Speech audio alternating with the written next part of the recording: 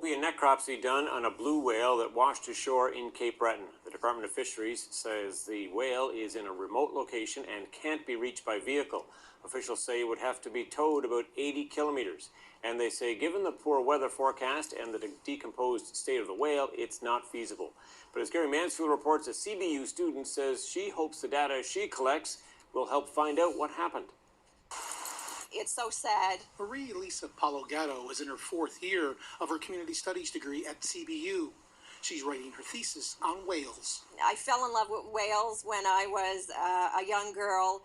There was a whale beached out at Belfry, Gabaroos Way, many years ago. And just seeing the whale lifeless, dead on the shore had an impact on me. As Palogato and her dog Tilly climb over the slippery beach rock covered in oil, they see the huge endangered blue whale on the shoreline near Port Hood. We need whales in the ocean, not just because they're pretty creatures to look at, but because of their ecological role that they play, not only in the waters, but also in the land and the air.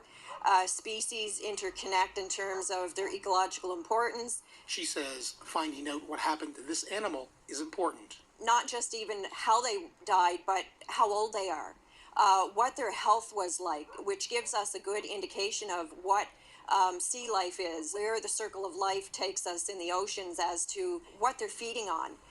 Because as the waters warm, they move as well to where their food is at. With an estimate of 250 adult blue whales left in the North Atlantic, she says humans need to learn how to coexist with whales. Just to give people a better appreciation for why whales are in the ocean, what they do for us. What they do for other species, and some interesting little things about how they communicate. CBU will release Palogato's whale research online early next year.